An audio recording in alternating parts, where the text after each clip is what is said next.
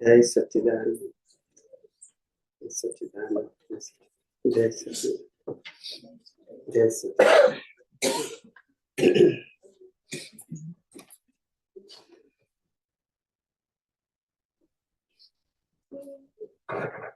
बस यहाँ 4 दिन की शिविर है, 4 दिन की शिविर है। ये पहला दिन और दूसरा सेशन, और हिंदी का ये सेशन रहेगा। ये हमारी भारतवर्ष की मातृभाषा हिंदी, हमारे सबकी ये लैंग्वेज है, राष्ट्रीय भाषा। और हम जो आध्यात्मिक विज्ञान की बात कर रहे हैं, वो विज्ञान कोई व्यक्ति का नहीं है, ये कुदरत का विज्ञान है। हम इसको अनुभव कर सकते हैं, बना सकते हैं। ये यूनिवर्सल ट्रूथ है, ये कुदरत का कानून है। ये रामकृष्ण महावीर भी बना सकते हैं। It is implement of any living being creature, either the human, God and goddesses, animal, सबको ये कानून लागू होता है। ये कुदरत का बनाया हुआ है और परमानेंट है। क्या है? और कोई माने न माने, जाने न जाने, फिर भी सभी को लागू होगा, क्योंकि ये दुनिया कुदरत की है। ये दुनिया में जो कुछ भी दिखता है शरीर के साथ, सब कुछ कुदरत का है।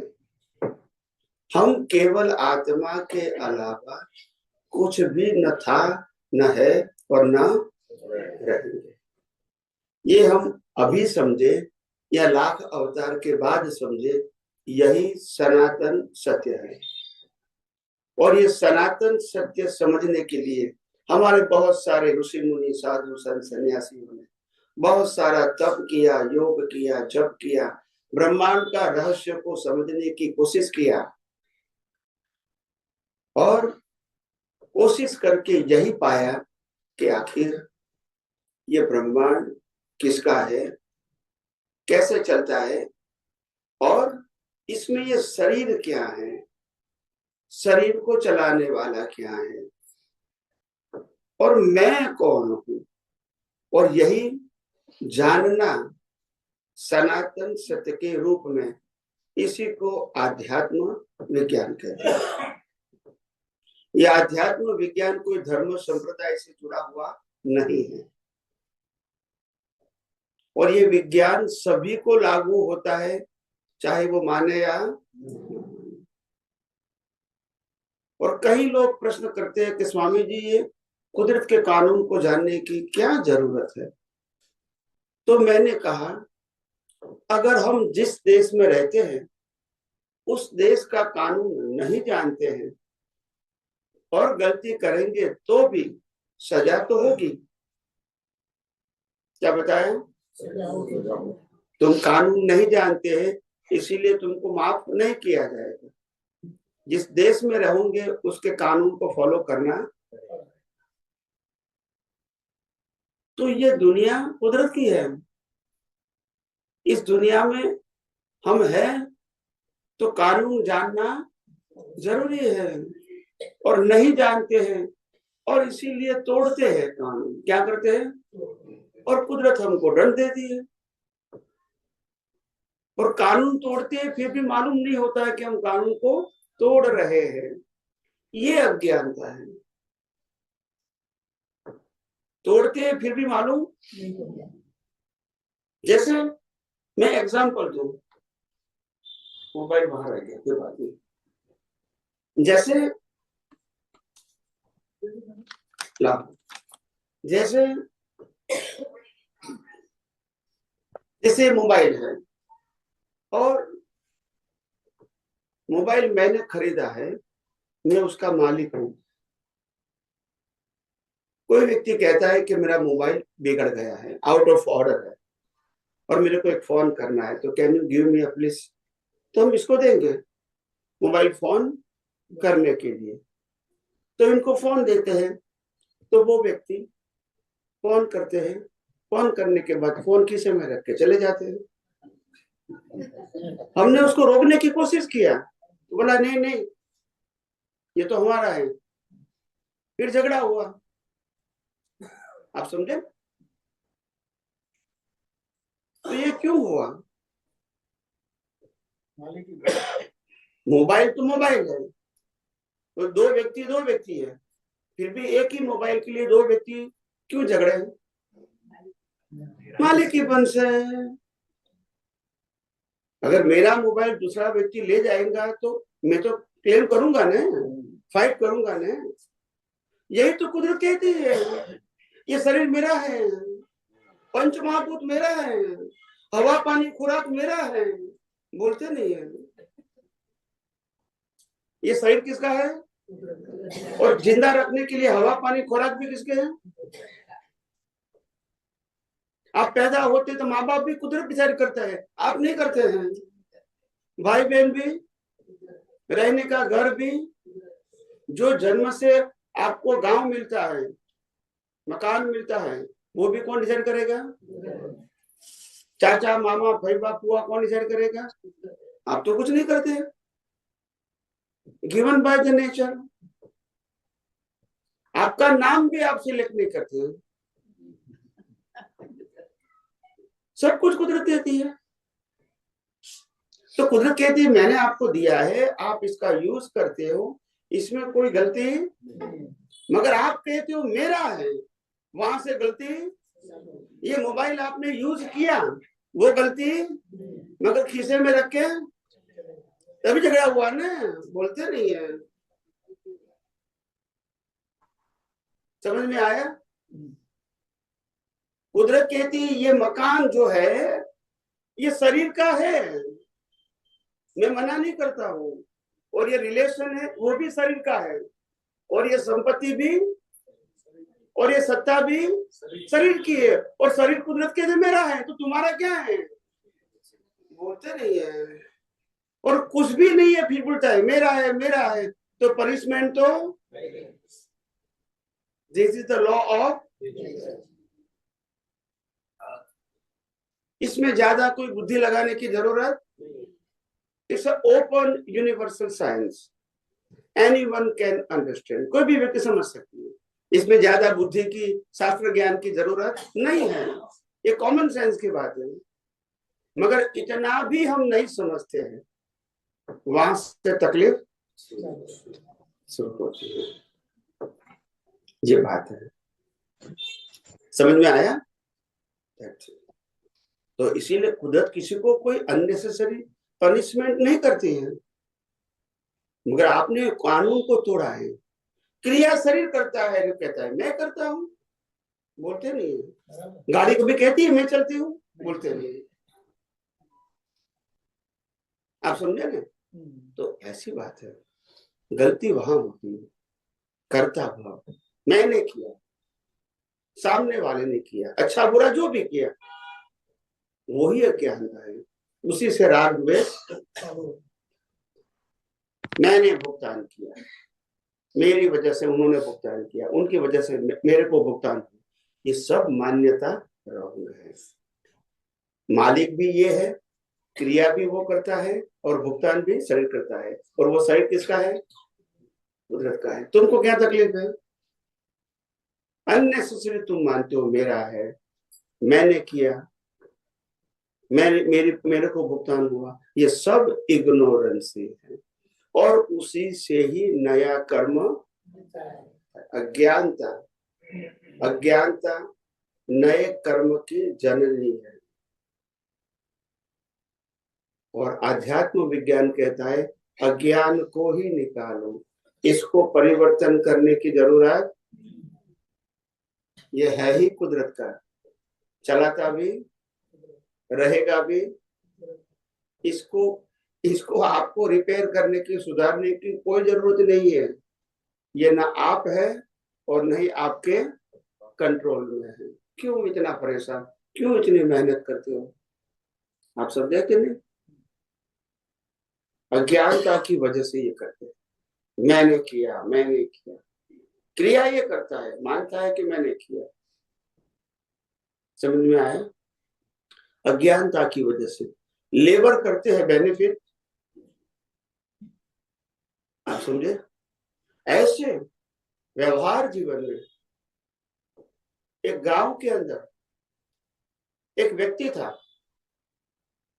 पड़ोसी के गांव में उनका बड़ा भाई रहता था। रात को मैसेज आया कि तुम्हारा भाई सीरियस हो गया है, तो आपको जाना पड़ेगा।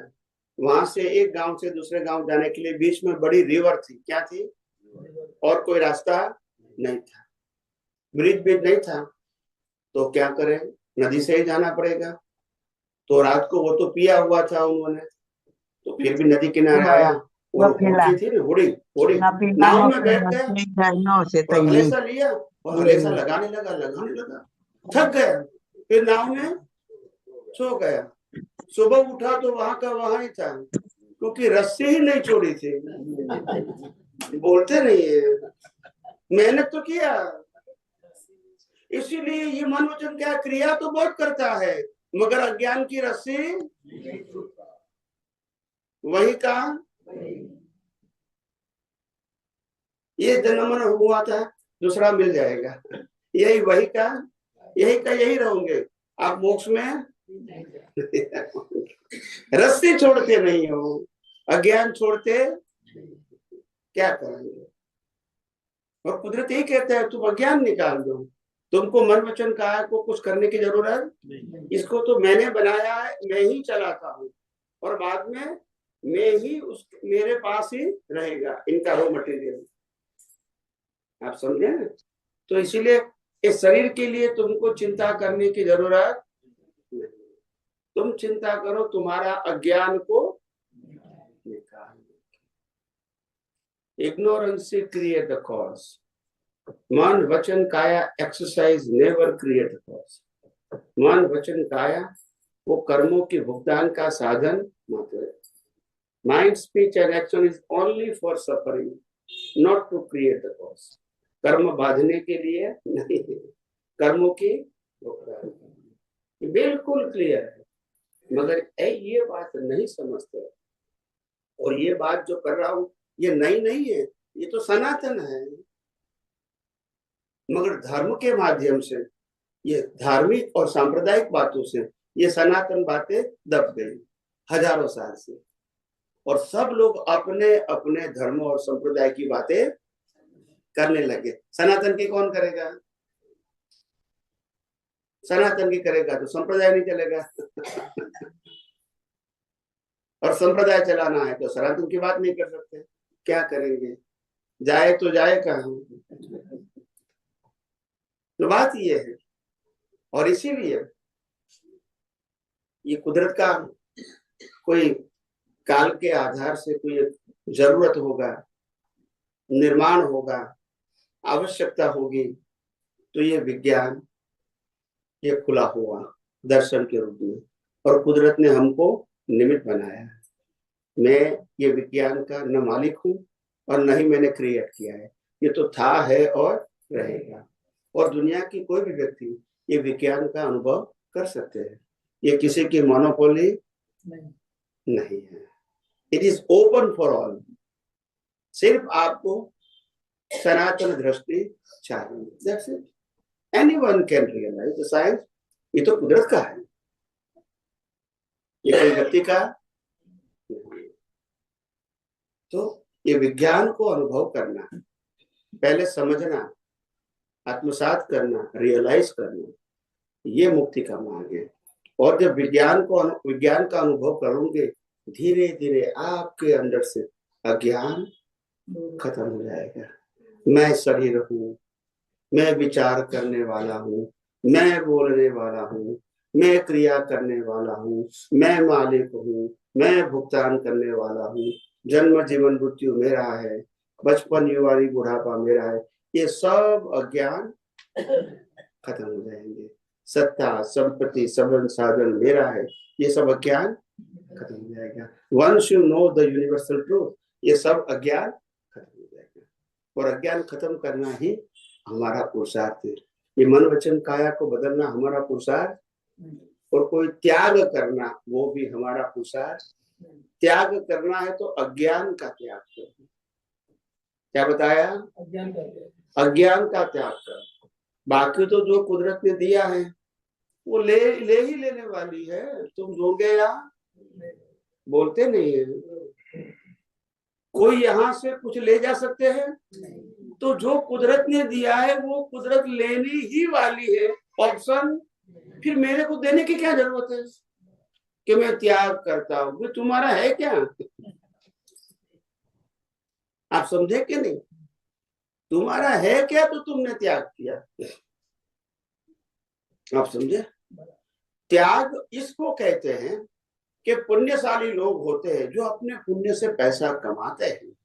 आप समझो, पुण्य से पैसा कमाता है और पैसा कमाने के बाद लोगों को पैसा बांट देते हैं। जो अपने से ज्यादा पैसा है या जरूरतमंदों को बांटता है और कभी ऐसा नहीं कहता है कि ये मैंने बांटा है। आप समझे? उसी के लिए देवलोक है। ये सुपरमैन बोलते हैं। किसको बोलते हैं? अपनी अपनी मालिकी की चीज दूसरे को बांट देना। आप समझे ना? दान में नहीं देना, बांट देना बस। है तो कुदरत की। जैसे कुदरत ने मेरे को दिया, मैं लोगों को देता हूँ। मैं इंस्ट्रूमेंट हूँ। आप समझे कि नहीं?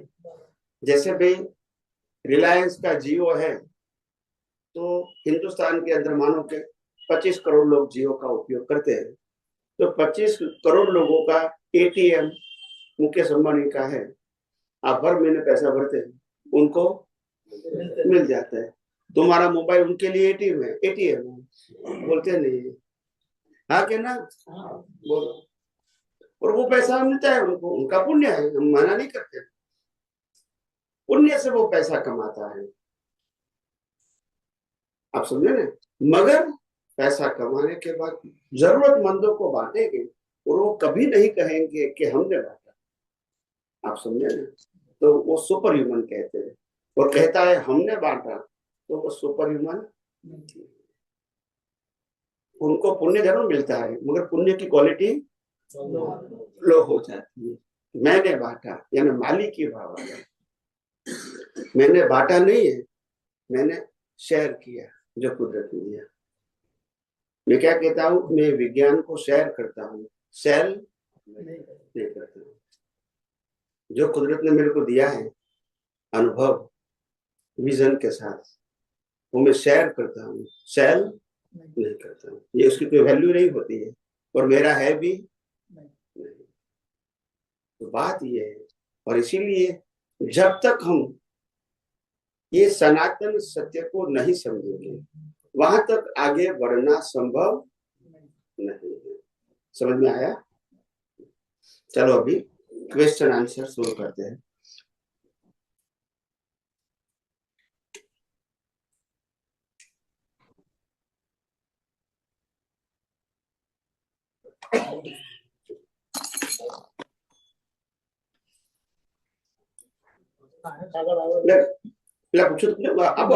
पूछो अब अगर तो शायद मेरे प्रश्न के जवाब वापस माइक बंद करो भाई। 1 घंटा मैसेज जाओ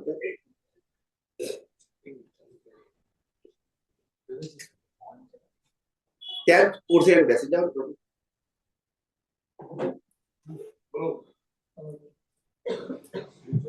स्वामी जी, संयोग और अवस्था ये दो जो टर्म्स है वो जरा समझाइए। क्या है संयोग? क्या किसे बोलते हैं और अवस्था किसे बोलते हैं? यस,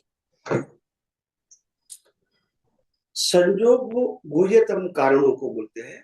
गुह्यतम जो दिखते हैं, अवस्था तो दिखती है। ये आदमी का एक्सीडेंट हो गया, वो अवस्था है। मगर एक्सीडेंट के पीछे क्या क्या संयोग है,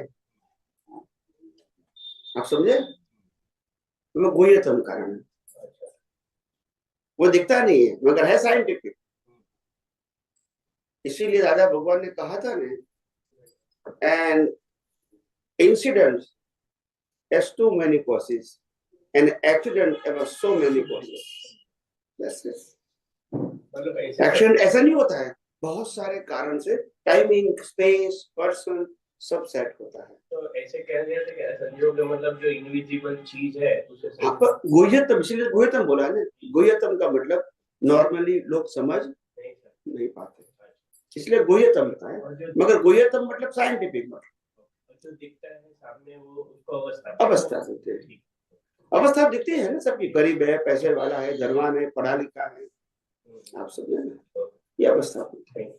नॉर्मली तो संजोग अवस्था लोग सब एक ही बोलते हैं, कि इसको इतना मालूम नहीं होता है ना बोलते समय तो, मगर फिर भी ये तो यस। जय सच्चिदानंद स्वामी जी। स्वामी जी बहुत सारे सत्संग में ये बताया है कि जिस आत्मा के उपस्थिति में या कैटलिस्ट जो होता है उसी के जो कर्म बांधे जाते हैं, उसी आत्मा के उपस्थिति में कर्म भोगा भी जाता है। Yes, correct, same. बट आत्मा का ऐसा कुछ डिफाइन नहीं कर सकते आपकी, उसका कोई पर्टिकुलर नाम नहीं है, रूप नहीं है, कुछ रूप, रस, गंध, स्पर्श और आकार नहीं है। तो ये जो मतलब मैं मानता हूँ आपकी बात, बट इसको कैसे प्रूव कर सकते हैं कि वही आत्मा भुगत भी रहा है? यस, लिंक कैसे लगा सकते हैं कि ये सेम ही आत्मा है? यस, पहले मैं बताऊं, देखो आत्मा के बिना कर्म बनेंगे? आत्मा के बिना कर्म की भुगतान हो सकती है? नहीं। ये दोनों क्लियर हो गए। अभी मैं ये कहूंगा कि ये आत्मा की हाजिरी से कर्म बने हैं, तो ज्ञान प्रकाश किसका था? ये आत्मा। बट आत्मा एज अ तत्व था, तत्व ही तो है। XYZ आत्मा ऐसा तो नहीं है ना? मगर आप इसको XYZ नहीं बोले क्योंकि नाम नहीं है, मगर सब में वो तो एक्सेप्ट करते हैं। सब में है वो, तो सब में है तो इंडिविजुअल हो गया। It is not a form of pieces. Every soul have a individual soul. Every soul have a individual identity. Every soul have a realized the freedom permanently, individually. ये राम मोक्ष में गए, महावीर मोक्ष में गए, हम नहीं गए, तो अलग तो हुए ना। राम मोक्ष में गए मतलब राम का आत्मा मोक्ष में गया, तो व्यवहार में तो ये बोलेंगे राम का आत्मा ही मोक्ष में गया, महावीर का आत्मा ही, या राम कृष्ण तो राम महावीर को तो यहाँ जला दिया गया, वो अलग बात है समझने के लिए। तो आत्मा इंडिविजुअल है, तभी तो हम ऐसे बोलते हैं, नंबर 1। नंबर 2, जिस आत्मा की हाजिरी से कर्म बने हैं, अगर दूसरे आत्मा की हाजिरी से कर्म भुगतान करेंगे तो मतलब क्या रहा? नहीं, अगर तत्व के रूप में अगर देखेंगे सभी आत्माएं सेम है, सभी का आत्मा सेम है, सेम ही है, करेक्ट है। और जैसे अभी अपन जैसे पानी का बूंद एग्जाम्पल के लिए लेता हूँ, पानी की बूंद अगर अपन कंपेयर करते हैं, एक बूंद ये है, एक बूंद ये है, बट दोनों जब मिल जाते हैं तो ये इसका बूंद है, वो उसका बूंद है, ऐसा कोई फर्क नहीं होगा। बोलिए। तो ऐसे आत्मा में भी मतलब यही आत्मा आगे कैरी फॉरवर्ड होता है, उसके लिए कैसे अपन ये कर सकते? ये कैसी बात हुई? 500 रुपया की नोट, उससे अच्छा भी काम करते हैं, बुरा भी काम करते हैं। बोला ये पैसा ने हमको बर्बाद किया, बोलते नहीं? बोलिए, पैसे में खराबी है? मैंने बच्चे को पैसा दिया, वो सिगरेट पिया, ये पैसे ही खराब काम करवाते हैं, तो पैसे करवाता है, मगर नाम किसका आता है? तो that is because of the money you can do the good and bad. तो इसीलिए आत्मा नहीं है तो आप कर्म बांध भी नहीं सकते, आत्मा नहीं है तो आप कर्म के भुगतान भी नहीं कर सकते। अगर मेरी बात सुनो, अगर एक आत्मा से आत्मा की हाजिर कर्म बने, अगर दूसरे आत्मा को भुगतान करना है तो फिर पुरुषार्थ की जरूरत क्या है? फिर मेरा कर्म के मेरे को भुगतान करे, वो सब्जेक्ट नहीं रहेगा, रिवर्स सब्जेक्ट नहीं रहेगा। What is the meaning of then reverse? वो कुछ रहेगा नहीं, तो फिर कैसा रहेगा? फिर मेरे को मुक्ति पाना है, मोक्ष में जाना है, तो सब्जेक्ट ही नहीं रहेगा। और कृष्ण भगवान ने खुद ने कहा कि हे अर्जुन, तुम्हारे भी 1000 अवतार हुए, मेरे भी 1000 अवतार हुए, बट आत्मा इज द सेम। आत्मा हमेशा मोक्ष में ही रहता है ना स्वामी, वो तो उसको आत्मा नहीं है संसार तो नहीं, बताओ आत्मा मोक्ष में रहता है ऐसा नहीं है। आत्मा संसारी अवस्थाओं से बंधन में नहीं है, मोक्ष में नहीं है, संसारी अवस्था के बंधन में नहीं है, मगर अज्ञानता के आवरण से वो आवृत है। किससे है? आवरण से, आवरण आत्मा की अंदर नहीं है, ऊपर है। इसीलिए आत्मा की जो अनंत शक्ति है, जो ब्रह्मांड को अनकवर करने की, वो नहीं हो सकता है, और इसीलिए हम देख नहीं पाते हैं। उनकी तो क्षमता है मगर आवृत हो गई। आप समझे? जैसे सूर्य नारायण है, पूरे ब्रह्मांड को प्रकाशित करता है, मगर अगर घने बादल हो गए तो यहाँ प्रकाश नहीं आएगा, तो हम देख नहीं पाते हैं। इसमें बादल सूर्य नारायण के अंदर नहीं है। Now you understand? मगर बादल होने से हम यहाँ अच्छी तरह विजिबिलिटी होती, दैट्स इट। क्योंकि बाकी जो तत्व है अपने यहाँ सेम विजिबिलिटी सेम यहाँ है। ये आवरण से हमारी विजिबिलिटी, विजिबिलिटी मतलब नॉट आंखों की शक्ति नहीं, विजिबिलिटी मतलब आपके ज्ञान दर्शन की शक्ति, आपके विजन की, आंखों की नहीं, विजन की शक्ति कमजोर हो जाती है। यानी आप लंबा ज्यादा परफेक्ट सोच समझ नहीं सकते। This is not your capacity नहीं है आपकी। आप समझे? और वही बात दूसरे को बताओगे, वो समझ पाते हैं, तो उसका मतलब ये नहीं है कि दोनों का आत्मा अलग है, पर level of invisibility and visibility इसके ऊपर डिपेंड है। इसी को तो कहते हैं ना, बौद्धिक व्यक्ति या तो डेवलपमेंट वाले व्यक्ति, जो भी कहूँ, दैट्स इट। तो डिफरेंस आवरण का है, किसका है? आवरण का है। और पाप पुण्य है, वो सब्जेक्ट अलग है। डेवलपमेंट और पाप पुण्य दोनों अलग मत करो, वो एक मत करो, वो अलग है। डेवलपमेंट वाले व्यक्ति को आज भी ज्ञान होना जरूरी नहीं है। आप तो बड़े बड़े कंपनी के जो बॉस होते हैं वो अंगूठा छाप होते हैं, और उनके कर्मचारी चार्टर अकाउंट होते हैं, तो क्या करेंगे? ऐसा चलेगा ना? तो पुण्य है ना उनके पास। क्योंकि बाकी जो भी अपने 6 तत्व में से चेतन तत्व को अगर छोड़ा जाए तो बाकी में किसी में भी इंडिविजुअल आइडेंटिटी ऐसी नहीं है। जैसे जड़ का इंडिविजुअल कोई आइडेंटिटी नहीं है, नहीं होगी ना, खाली चेतन में ही। जैसे आप तो इसीलिए तो मोक्ष की बात चेतन के लिए होती है, जड़ के लिए नहीं होती है। और चेतन में ही ज्ञान है, चेतन की हाजिरी में ही फीलिंग है, जड़ को कभी फीलिंग फील करना। विदाउट ज्ञान फील कैसे करेंगे? विदाउट ज्ञान रियलाइज कैसे करेंगे? विदाउट ज्ञान मेरा तेरा कैसे करेंगे? ये चेतन इंडिविजुअल होने के कारण ही मैं का भाव उत्पन्न होता है। और क्या? नहीं तो नहीं होगा। कैसे होगा? मगर मैं यहां होना चाहिए, यहां मिल जाता है, बस इग्नोरेंस स्टार्ट। बट उपनिषद में एक अच्छा एग्जांपल देते हैं। जैसे मान लो कोई मिट्टी का घड़ा है, और मिट्टी का घड़ा एक अपना एक नया अस्तित्व हो गया उसका, तो मान लो उसको अगर ब्रेक कर देते हैं तो उसका अंदर का स्पेस और बाहर का स्पेस, ऐसे भी तो स्पेस अलग नहीं था, बट जैसे वो ब्रेक हो जाता है तो उसका अस्तित्व खत्म हो जाता है। तो क्या वैसे यहाँ पे भी एनालॉजी ऐसा सेम ये ले सकते हैं? Same way when you go to the moksha there is no individuality because of इसमें रूप रंग गंध स्पर्श आकार नहीं है, नाम नहीं है, तो ये किसका आत्मा कैसे बोलेंगे? No identification. ये रिलेटिव जगत में होता है, वहां पे नहीं होता है। आइडेंटिफिकेशन ही तो खत्म करना है।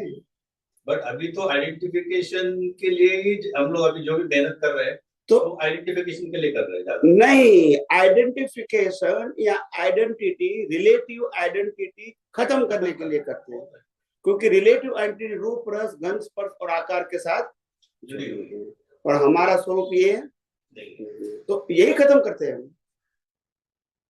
रिलेटिव ट्रूथ की आइडेंटिटी खत्म करना, क्योंकि हम तो यूनिवर्सल ट्रूथ है, परमानेंट है। आप समझे? हमको रिलेटिव ट्रूथ की आइडेंटिटी की जरूरत नहीं है। ये अज्ञानता के वश, कर्म बंध के वश मिली है, और वो भी भुगतान के लिए, परमानेंट नहीं।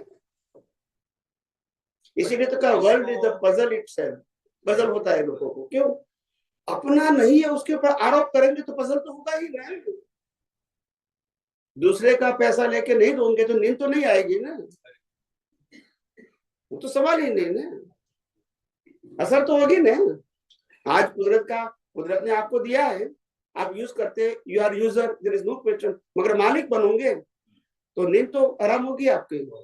ये कुदरत ने दिया है। चलो भी मैंने आपको 10 करोड़ दिया, इसमें से अगर 50 लाख भी चला गया तुमको तकलीफ क्या है?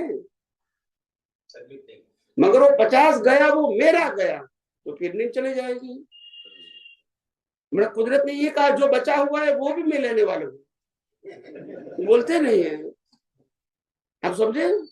मैंने आपको पुण्य के आधार से दिया है, और आपका जितना सेकंड टाइम का पुण्य, सेकंड लेवल का पुण्य है, इतना आप यूज कर सकते हैं। बाकी का तो मैं ले लूंगा वापस। भले आपको दिया है, पुण्य अलग चीज है और कंजम्पशन का पुण्य अलग चीज है। दोनों लेवल ही अलग है। जितना हमारा इनकम ऑफ सोर्सेस है, इतना हम एक्सपेंस नहीं कर, यानी भुगतान नहीं कर पाते। आप समझे? तो वो इसलिए तो कहते हैं ज्यादा पैसा का मतलब होता है इन्वेस्टमेंट। क्या होता है? Unused investment as a digital currency. क्या बताया? मेरे पास 4 प्लॉट है, क्या है? मालिक क्या है? प्लॉट पे नहीं जाना है, कागज पे है। मेरे पास एफडी है, किसके पास है? कागज पे है। ऐसी बात है इन्वेस्टमेंट। अननेचुरल नेचर ये कॉज इफेक्ट से होता है क्या? और नेचुरल नेचर जो है उसको नहीं, ये क्या खाली सामयिक प्रभाव से ही होता है? कैसे? नेचुरल नेचर तो ऑटो है, बट उसका उसका कुछ cause नहीं है, तो नहीं है। कॉज नहीं, वो से डायरेक्ट लॉ ऑफ नेचर। यहाँ कॉज के आधार से आपको लॉ ऑफ नेचर लगता है, वहां तो डायरेक्ट लॉ ऑफ नेचर है। ये दिन रात होता ही रहेगा, उसमें कॉज इफेक्ट क्या जरूरत है? पूनम अमास होता ही रहेगा, कॉज इफेक्ट की क्या जरूरत है? की जरूरत नहीं है, बट तो ये स्टार्ट कभी तो स्टार्ट हुआ होगा ये पूनम अमावस। यही तो भ्रांति है, यही तो भ्रांति है। ये सब सनातन चीज है। यहाँ ये भौतिक, ये संसार जो धरती दिखती है ना, उसमें परिवर्तन होता है। आप समझो मेरी बात, उसमें परिवर्तन नहीं होता है। उसमें जो बिंब होता है वो परमानेंट है, और जो गॉड एंड गॉडेसेस है वो परिवर्तन होती है। गॉड एंड गॉडेसेस तो होगा ही ना, लिमिटेड लाइफ है। मगर जो दुनिया चलाने के लिए जो सन एंड मून है एंड ग्रह है, वो तो रहेगा। बट उसकी रचना किसने की? नहीं, अपने आप हो गए। बट नेचुरल हुआ है, बट नेचुरल हुआ है, यही तो बात है। आज जिस जगह पे आप जाते हैं पहाड़ों के अंदर, 50 साल पहले जो पहाड़ था आज वो नहीं है, टूटा फूटा हुआ है, चलता ही रहेगा। आप कहीं जगह पे जाओ, जैसे ग्रैंड कैनियन, केनिया में है, अमेरिका में क्या कहते हैं, लास वेगास के पास, नहीं मगर वो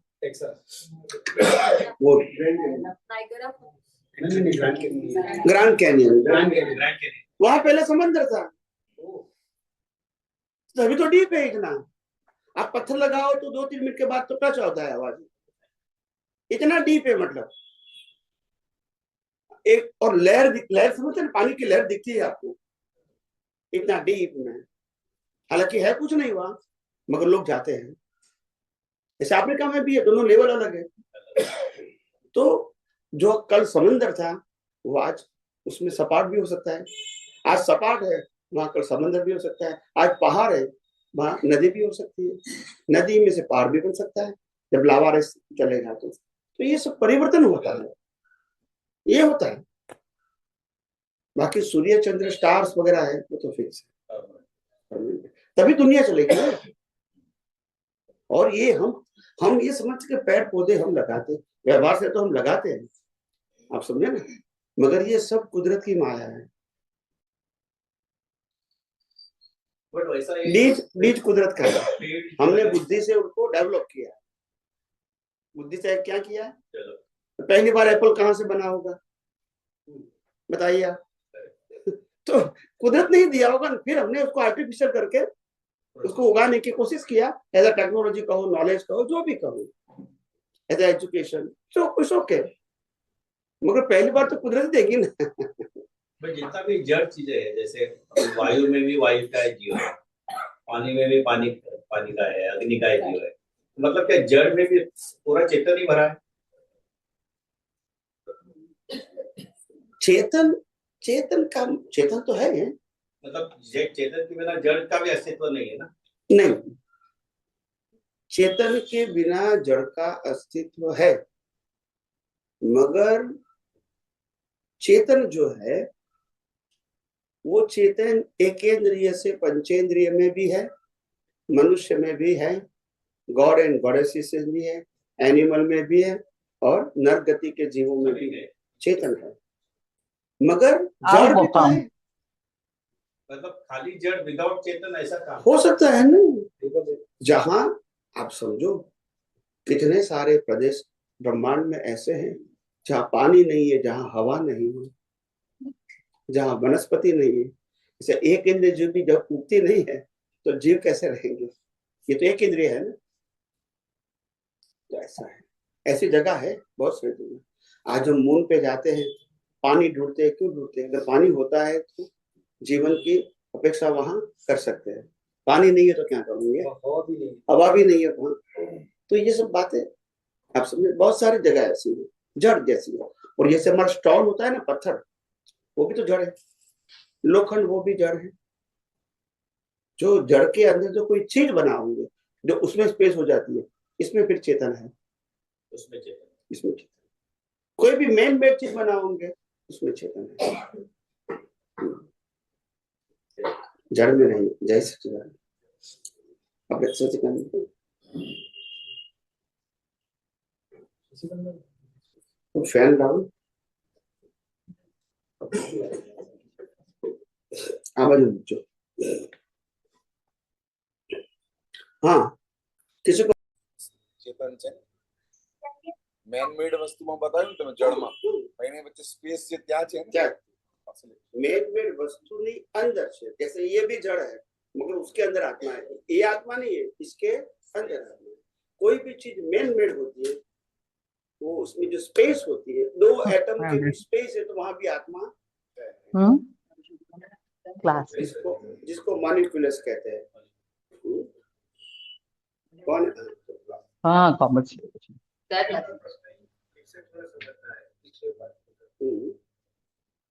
कोई भी घटना घटती है और हम समझ का उपयोग करने के लिए पहले से प्रिपेयर रहते हैं, वो अवस्था होती घटना घट जाती है। तो घटना घटने के बाद हमें वो लगता है कि कुदरती रचना है। अगर आप बोले कि सतत वो रहना चाहिए कि आप शुद्धात्मा और कुदरती रचना, जब संयोग प्रकृति को आते हैं और प्रकृति उसमें उसका भुगतान है तो जुड़ के वो भुगतान करेगी, राग या द्वेष भी करेगी, अच्छा बुरा भी लगे कुछ भी करेगी, तो प्रकृति का हिसाब है, प्रकृति वो कर रही है, मगर उस पर हम सतत कैसे उपयोग करें? हमको सतत उपयोग लेबर लगता है, लेबर नहीं, ये दृष्टि की परिपक्वता है, मैच्योरिटी। मैं बताऊं, कोई व्यक्ति डॉक्टर बना है, आज उसको डिग्री मिल गई, एमडी है, फिजिशियन है, फिर भी वो आज ऑपरेशन नहीं करता। क्यों नहीं कर सकता है? अच्छा, पहली बार जब ऑपरेशन करेंगे या 10वीं बार करेंगे या 25वीं बार करेंगे, फिर भी उसको हेल्प चाहिए। भले हेल्प की मात्रा धीरे धीरे कम होगी, मगर हेल्प चाहिए, क्योंकि जिंदे व्यक्ति की बात है, कुछ भी हो सकता है। ठीक है, 50-100 करेंगे ऑपरेशन, फिर क्या आ जाएगा? फिर कर सकते हैं। तो मैच्योरिटी होने के लिए प्रैक्टिस की जरूरत है। Now you understand? इसमें कोई प्रेशर लेने की जरूरत नहीं है, सपोर्ट की जरूरत है। जब तक सपोर्ट क्या है? उपयोग। हम भूल जाते हैं बार बार कि कुदरती रचना है, तो देखो ना, क्रिया तो है नहीं, कोई क्रिया नहीं है, मगर जो ये मन की बात बताई ना आपने, वचन तो हम बोलते हैं, वाणी तो चलो हम समझते हैं। कुदरती रचना देखने का मतलब मैं शरीर हूँ, मन वचन काया की क्रिया मैं कर रहा हूँ, सत्ता संपत्ति सबन साधन मेरा है, इसको निकालना है। कुदरती रचना देखने का मतलब और क्या है? मेरा नहीं है मगर मेरा नहीं, मगर संयोग के अधीन जो थॉट्स अंदर प्रोसेस, संयोग तो इसको आता है ना, इसको और देखना है ज्ञान दर्शन से। ज्ञान दर्शन वाला पार्ट अलग है, मन वचन का है अलग है, इसको जला दिया जाएगा, वो नहीं जलेगा। वो चलेगा नहीं, मतलब जो दृष्टि का उपयोग करते हैं वो भी अंदर अंदर इसीलिए तो मैंने प्रैक्टिस बताया ना, प्रैक्टिस क्यों बताया? तो पहले जो अपने को बाद में याद आता है कि थोड़ी देर के बाद याद आता है, कोई बात नहीं, बाद में आता है, देर से आता है, उसका प्रश्न नहीं है। मैं यही कहता हूँ कि आप प्रैक्टिस बढ़ाओ, दैट्स इट। देखने की प्रैक्टिस बढ़ाओ, दैट्स इट, और कोई रास्ता नहीं है। और कभी कभी क्या होता है कि हम जो प्रकृति का पूरे दिन का या कोई घटनाक्रम देखते हैं, जैसे मूवी देखते हैं, हम मूवी का एग्जांपल, उसमें हमारा कोई आइडियल पात्र रहता है हीरो के, ऐसे हम कभी कभी हमारी प्रकृति को आइडियल मान लेते हैं और वो अच्छा बुरा कुछ करता है तो अच्छा लगता है, बुरा लगता है, ऐसा जो देखने वाले को भी लगता है, जो देखने वाला प्रतिष्ठित आत्मा है और जो मैकेनिकल प्रोसेस प्रकृति की हो रही है, तो उस वक्त जो प्रतिष्ठित आत्मा है वो अच्छा लगा, उसने अच्छा किया, उसने बुरा किया, जो प्रकृति ने किया मैकेनिकल है पूरा पास मूवी की तरह, फिर भी उसको ऐसा कभी कभी हो जाता है, उसकी वजह से फिर उसके बंद पड़ जाता है। जब जुड़ जाएगा प्रकृति के साथ, कोई भी एंगल से वो जुड़ जाएगा तो कर्म तो बनेगा, उसमें कोई ऑप्शन नहीं। नहीं, देखने वाले को ये लगा कि प्रकृति ने अच्छा किया, प्रकृति ने बुरा किया, देखने वाले को ऐसा लगा, तो प्रकृति ने अच्छा किया बुरा किया वो सब्जेक्ट इम्पोर्टेंट नहीं है, प्रकृति ने जो किया वो मैंने किया वो सब्जेक्ट। मैंने किया तो ये बंद लगेगा, तो सवाल नहीं है, प्रकृति सब कुछ करती है, उनको क्या तकलीफ है? आप समझे कि नहीं? माली की भाव से कर्म बनता है, वस्तु से कर्म नहीं बनता है, कर्ता भाव से कर्म बनता है, क्रिया से कर्म नहीं बनता, भुगतान से कर्म नहीं बनता है, भोक्ता भाव से कर्म बनता है। मगर ये जो देखने वाला है वो अभिप्राय देता है कि अच्छा किया उसने या बुरा किया प्रकृति ने, ये भी जो अभिप्राय देता है व्यक्ति के, समझ गया, देखने वाला अभिप्राय अगर व्यक्ति का देता है तो अज्ञान है, तो क्या है, सवाल ही नहीं, क्योंकि व्यक्ति तो क्रिया करती ही नहीं है, वो तो कुदरती रचना करवाती है, और व्यक्ति भी कुदरत की है, क्रिया भी कुदरत करवाती है, शक्ति भी कुदरत की है, तो हमको तो कुदरती रचना देखना ही है और कुछ करना नहीं है, चाहे हमारी प्रकृति या दूसरे। इसमें क्या फर्क होगा? सभी की प्रकृति कुदरत की है और कंट्रोल भी कुदरत का ही, और लास्ट में कुदरत के पास चला जाएगा, तो फिर क्या मतलब है? उसमें कोई डिवीजन तो है नहीं, तो फिर यहाँ भी बहुत तकलीफ मूंझवण होती है कि सतत कैसे रहे, बात में याद आता है, प्रैक्टिस ही करना पड़ेगा उसके, और कोई चमत्कारिक वाला वो कोई मास्टर की नहीं है। मास्टर की क्या है? मैंने कहा है अजपा जाप,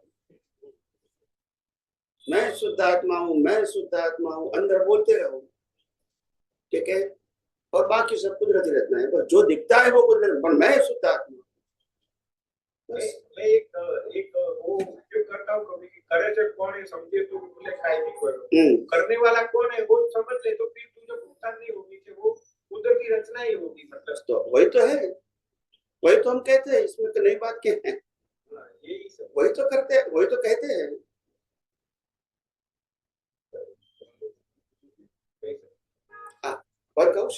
प्लीज एक पद लेंगे।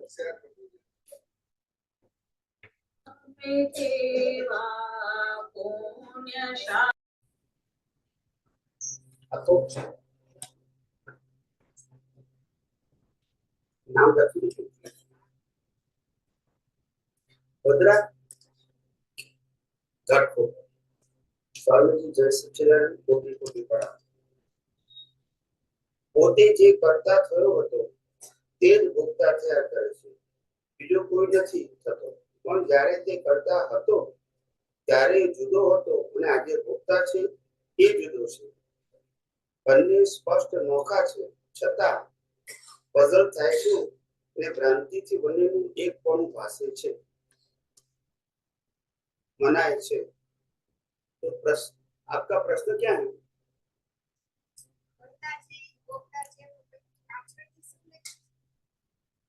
તમને લખ્યું છે પ્રશ્ન?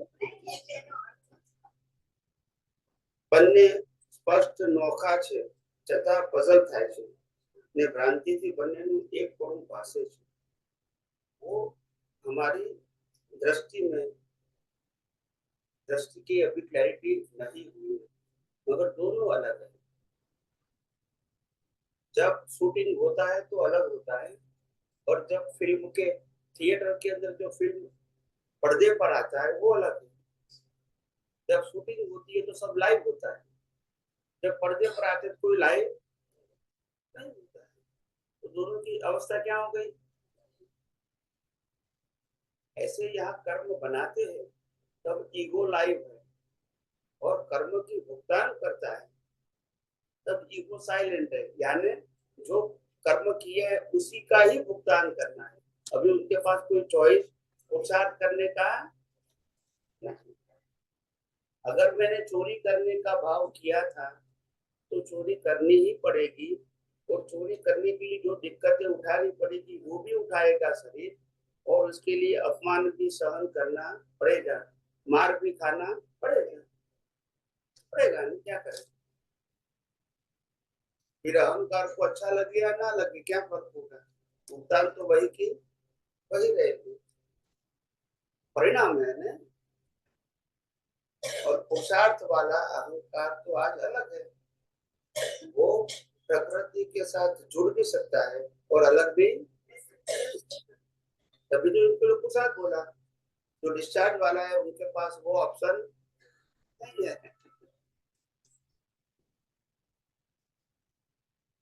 जड़ होय जड़ होय छता एमा कोई मालिकी पण ना होવું જોઈએ માલિકી પણ હોય ને લાગણી ના હોય તો પણ જડ ન કહેવાય મન વચન કાયા એટલે આમાં શું પૂછવું છે શું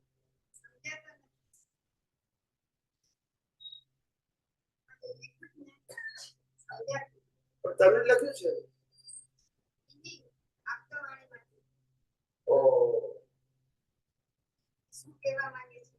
એમ કોણ પેલા કે તમારું નથી આપતો વાણીનું છે નેક્સ્ટ તમારા પ્રશ્ન છે મને કેવી રીતે ખબર પડે જળ હોવા છતાં એમાં કોઈનું માલિકીપણું ન હોવું જોઈએ માલિકીપણું હોય ને લાગણી ના હોય તો પણ જળ ન કહેવાય આપતવાણી છે કે આપણી ચોપડીમાંથી છે પાછું ચેન્જ આવ્યું એ તો દાદાની વાણી નથી અમને તરત ખબર પડી જાય પણ એમનું તો પછી વાણી ઉપર એમને ખબર પડી જાય કે એમની વાણી નથી અમને દરેકના ગ્રેડ ખબર પડે શું પડે કે અમને કયા ગ્રેડની વાણી હોય અમની કયા ગ્રેડની વાણી હોય તરત જુદી પડી જાય કેવી શંકા પડી ગઈ પહેલા એમ કીધું કે આ તમારી નથી પછી કીધું કે આ દાદાની નથી ફરી ફરીને આવે છે અમારી નજરની બહાર ના હોય કોઈ વસ્તુ પણ અમે ખાલી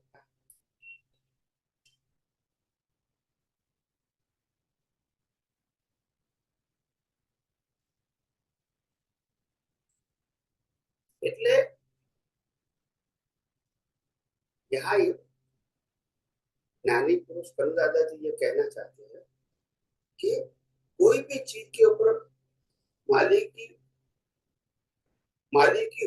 होता है तो लागणी होती है मगर लागणी नहीं होती है तो भी वो जड़ नहीं कहेंगे उनका कहने का मतलब ये है कि अगर शरीर के ऊपर मालिकीपन नहीं है फिर भी उसको जड़ तो नहीं कहेंगे क्या नहीं कहेंगे क्योंकि इसके अंदर चेतन निकल जाने के बाद उसको जड़ कहेंगे भले मालिकीपन नहीं होता जैसे ज्ञानी होता है तो ज्ञानी को मालिकी नहीं है फिर वो जड़ तो नहीं है ये कहना चाहते हैं मन वचन काया ટેવવાળી હોય અપવાદ વગર દ્રશ્ય તરીકે બહુ જણાય તે પડીલેણ છે મન વચન કાયા ટેવવાળી હોય मन वचन का टेव का मतलब होता है ક્રિયા હેબિટ ક્રિયા ક્રિયા ક્રિયા આંખોને જોવાની, કાનને સાંભળવાની, નાકને સૂંઘવાની, જીભને ચાખવાની અને સ્પર્શ કરવાની, હાથ પગ એક્સરસાઇઝ ક્રિયા કરવાની.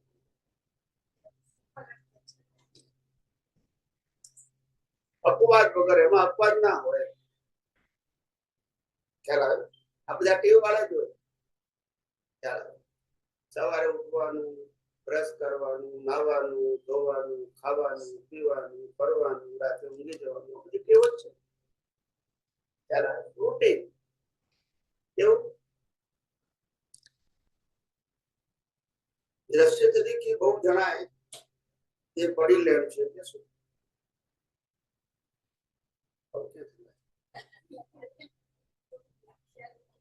આ તો જૈનિઝમ નો શબ્દ છે.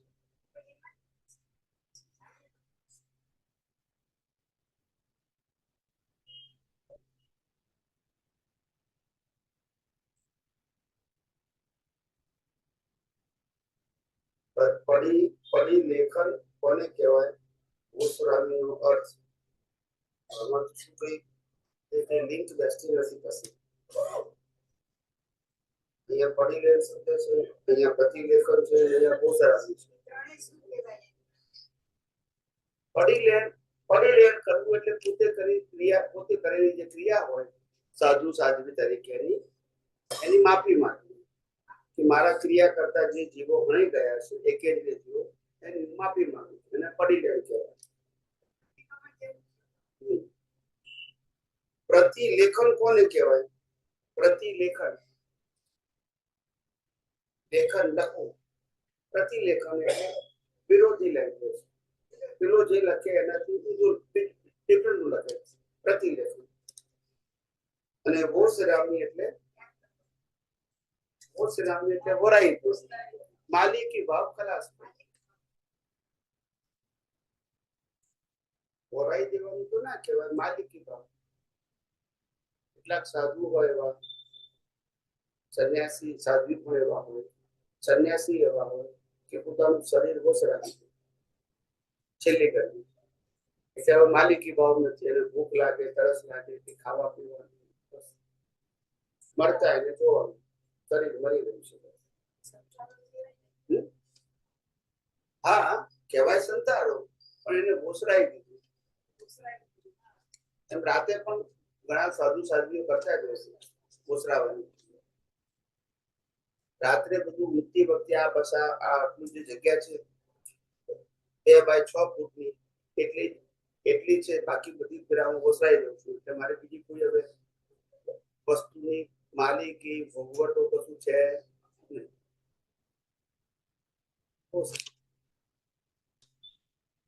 આ બધી ક્રિયા પાછળનો આશય બહુ ઊંચો હતો. જાગૃતિ હતી, જાગૃતિ કે હવે શરીર ઊંઘી જાય છે તો હું મારા આત્મામાં રહું છું, હવે શરીરની બીજી કોઈ વસ્તુની જરૂર નથી. એ આશય એટલે શરીરથી અલગ રહેવાનું રાતના ઊંઘનો આ પ્રયોગ હતો. પણ આજે બધું જતું રહ્યું, ક્રિયા થઈ ગઈ. પડી લેવાની ક્રિયા પતી ગઈ છે બસ.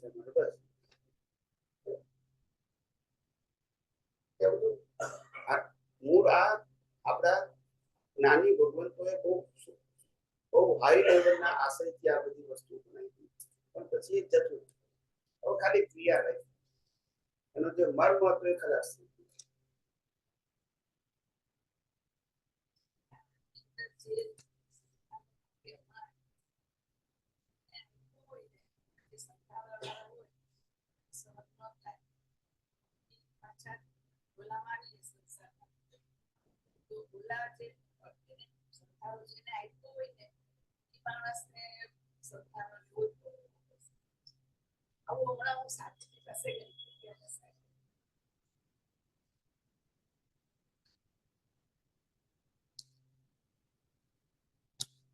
से આપનારો બંધ જાય.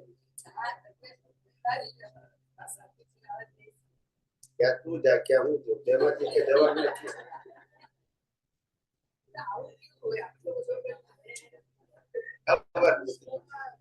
नहीं नहीं मेरे को नहीं मालूम ऐसा है या वो नहीं.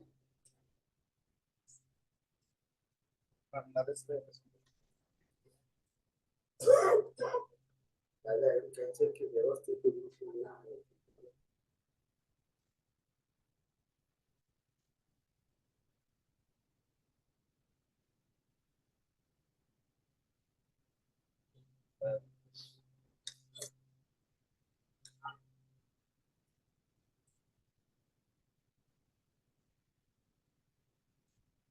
એ થયું એ પછી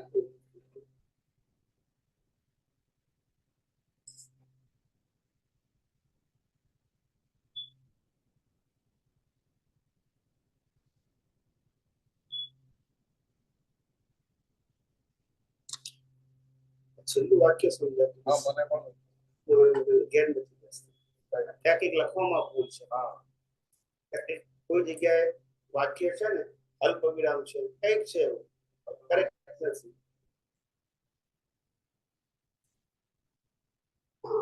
વ્યક્તિત્વને ગૌણ કરીએ તો કસાય નિરર્થક લાગે. વ્યક્તિત્વને ગૌણ કરીએ તો કસાય નિરર્થક લાગે. વ્યક્તિત્વ એટલે પ્રકૃતિની ક્રિયા જેનાથી લોકો ઓળખે છે તે ક્રિયા એને ગૌણ રાખીએ તો કસાય નિરર્થક લાગે. કસાય એટલે ક્રોધ માન માયા. નિરર્થક निरर्थक का मतलब परिणाम क्या? क्रोधमान भाव लोग चलता रहेगा मगर निरर्थक हो जाएगा क्योंकि इसका इम्पोर्टेंट गौण अस्तित्वમાં ડૂબી જવાથી કસાયોનો ઉદય નિષ્ફળ જાય. અસ્તિત્વ એટલે શુદ્ધાત્મા ડૂબી જવાથી કસાયોનો ઉદય નિષ્ફળ જાય. એટલે કસાયો આપણને અડે. કસાયો ઉદયમાં હોય પણ આપણને ના અડે કારણ કે આપણે શેમાં ડૂબી ગયા? અસ્તિત્વ. અસ્તિત્વ એટલે આત્મા. દ્રષ્ટા દ્રશ્ય અને દ્રશ્યનું એકત્વને મોક્ષને ત્રણેય જુદા એ સંસાર મોક્ષ માર્ગ એટલે અવસ્થાનું શુદ્ધિકરણ. અવસ્થાનું શુદ્ધિકરણ એટલે કે અવસ્થા એટલે આ અવસ્થાનું શુદ્ધિકરણ નહીં, અવસ્થામાં તમારા જ્ઞાન દર્શનનું શુદ્ધિકરણ. આને શુદ્ધિકરણ નહીં, અવસ્થામાં જ્ઞાન દર્શન જે ઊંધું બીટ્યું હતું એટલે અવસ્થા આવી. હવે એમાં શુદ્ધિકરણ શું કહું કે હવે જયારે ઉકલે છે ત્યારે કુદરતી રચના જોઈ લો એટલે અવસ્થામાં તમારું જ્ઞાન દર્શન શું થઈ ગયું? આ અવસ્થાનું શુદ્ધિકરણની અવસ્થામાં જ્ઞાન દર્શન. હવે આ જ્ઞાની વાક્ય કોણે સમજાય? આવું ઉમેરે કોણ?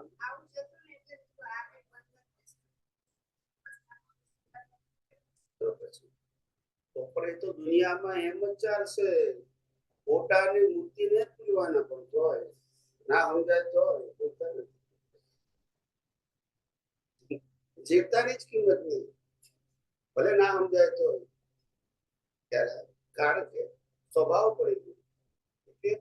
જે મહાપુરુષો થઈ ગયા એમની મૂર્તિને ખોટા છે એ ખોટા છે એવું નથી કહેતો પણ આજે તમને સમજાવનારો છે જીવતો એ તમને કામ લાગશે. ચાલો આફ્રિકાના જંગલમાં તમે મહાવીરની કૃષ્ણની રામની મૂર્તિ મૂકી દો શું કિંમત? ઓળખતા જ નથી. તો જે ઓળખાવે છે એની કિંમત હોય ને. આ મૂર્તિનો ઇતિહાસ જે ઓળખાવે છે सजीवन मूर्ति प्रत्यक्ष ज्ञानी पुरुष कितनी बार कहते हैं हम भूल जाते हैं. क्या करते हैं?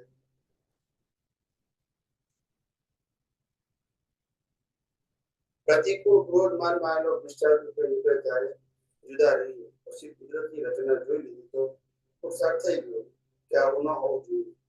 એ પણ સાથે મનમાં રહેવું જોઈએ. આશ્રય ન બદલાય તો પાછું ખાલી જુદા રહેવાથી ચાર પણ થાય કે નહીં જુદા રહેવા ચાર નહીં થાય. કુદરતી રચના कुदरती रचना देखते तो फिर क्या जरूरत है? कुदरती रचना नहीं देख सकते तो अभी एमत છે આ કુદરતી રચના આવી ક્યાંથી?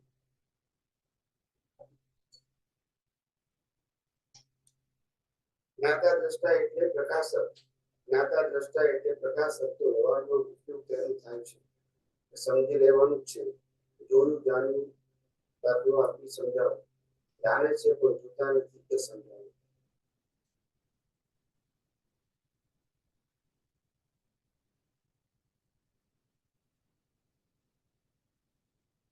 આ જ્ઞાતા દ્રષ્ટા એટલે પ્રકાશક તો વ્યવહારમાં ઉપયોગ તેનો થાય છે કે સમજી લેવાનું જોવું જાણવું દાખલા આપું જોવું જાણવું એટલે આ દુનિયા કુદરતી રચના છે એ જોવું અને હું શુદ્ધાત્મા છું એ જાણવું હું શુદ્ધાત્મા છું ના બધું બસ બીજું અવસ્થામાં ઊંડા ઉતરવું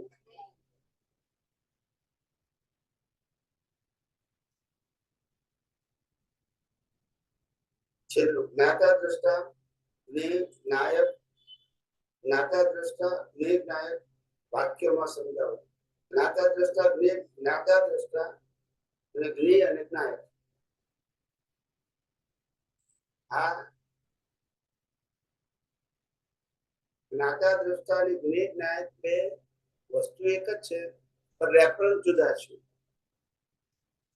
બંનેના રેફરન્સ કેવા છે એકમાં લખ્યું છે જ્ઞાતા દ્રષ્ટા તો જ્ઞાતા દ્રષ્ટા એ આત્માનો સ્વભાવ છે એ ઉપલબ્ધ ભાષામાં લખ્યું છે એ આવે નહીં જો જાણવું આવે પુરુષાર્થ શબ્દમાં જો જાણવું આવે સ્વભાવ શબ્દમાં જ્ઞાતા દ્રષ્ટા સ્વભાવ નહીં વપરાય પુરુષાર્થ ના વપરાય પુરુષાર્થમાં જો જાણવું એમાં તમારું સમજણ જેમ વધતી જાય એમ તમારું જોવું જાણવાનું પરફેક્ટ થતું જાય અને જ્ઞાતા દ્રષ્ટા અને જ્ઞેય જ્ઞાયક આત્મા જ્ઞાયક છે આત્મા શું છે અને પ્રતિષ્ઠિત આત્મા જ્ઞેય છે અને પ્રતિષ્ઠિત આત્મા માટે અવસ્થા એ જ્ઞેય છે પણ જ્ઞેયનું જ્ઞાન આ બારી છે તો બારીને તો જ્ઞાન નથી પણ આ બારી છે એવું પ્રતિષ્ઠિત આત્માને જ્ઞાન ખ્યાલ આવ્યો એ જ્ઞાન નાયકની હાજરી છે નાયક ના હોય તો જ્ઞાન હોય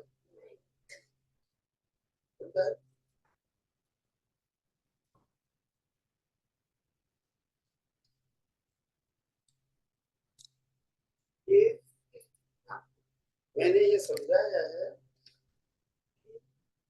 ये खिड़की है खिड़की को देखने वाले के पास ज्ञान है कि ये खिड़की है खिड़कियों को ज्ञान तो इसको ज्ञाता बोलते हैं और आत्मा को ज्ञेय बोलते हैं उसको ज्ञेय बोलते हैं आत्मा को ज्ञाता बोलते हैं ज्ञाता का मतलब प्रकाशन आत्मा के प्रकाश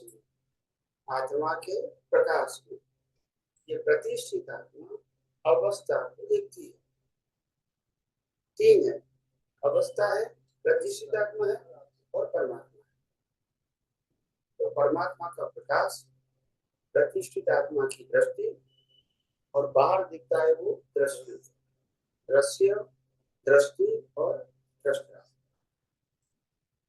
दृश्य दृष्टि और दृष्टा दृष्टा मतलब आत्मा दृष्टि मतलब प्रतिष्ठित आत्मा और दृश्य का मतलब ये अवस्था समझ में आया कि नहीं आया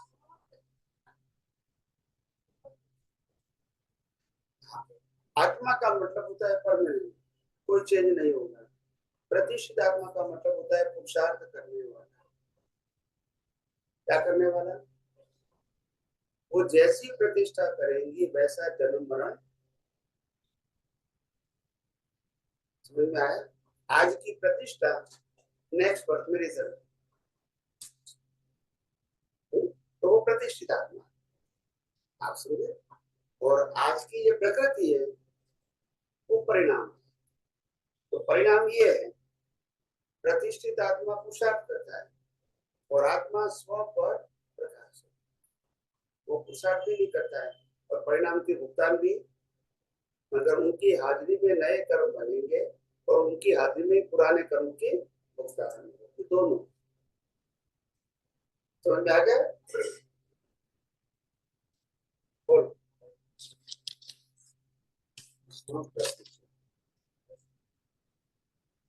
किसका प्रश्न है?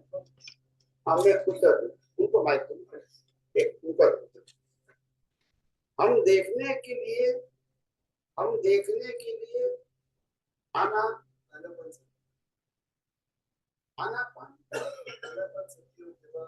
श्वासના ઉપર પ્રયોગ થાય છે શ્વાસ પર પ્રયોગ થઈને એટલે એમાં વિચારો આવે છે તો વિચારોને જોવાનું એટલે વિચારો આવતા જાય જતા જાય એટલે આપણે શ્વાસ પર રહેવાનું શ્વાસ એટલે એનાથી પણ વિચારોમાં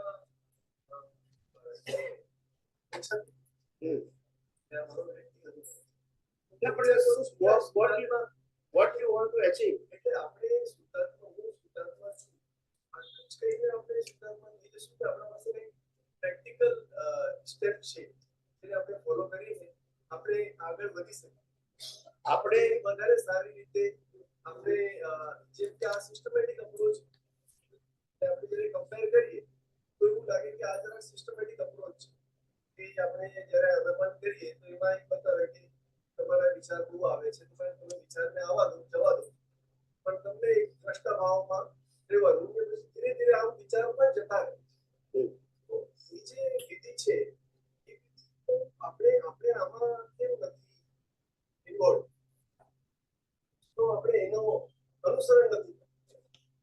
मैं समझ गया आपका प्रश्न। पहले आप बताइए कि जो विचार आते हैं इनको दृष्टा भाव से देखने का कहते हैं, वो देखने वाला कौन? उत्तर तो साइंस में देना पड़ेगा, रैंडम बात नहीं चलेगा। देखने वाला कौन? मन।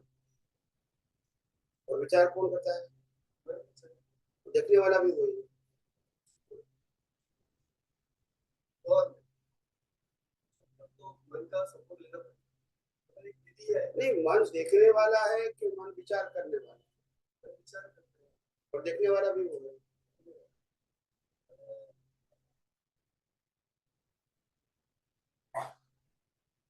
बोलिए। देखने वाले तक तो पहुंचना है। हाँ? देखने वाले तक तो पहुंचना है। आप कहते हैं मैं देखने वाला हूँ, तो कौन? विचारों को देखने वाला, बाईपास करने वाला कौन? विचारों के साथ जुड़ गया वो कौन? आइडेंटिफिकेशन तो देना पड़ेगा ना।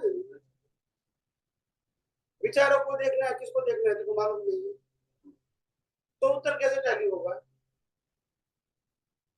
उत्तर टैली कैसे होगा?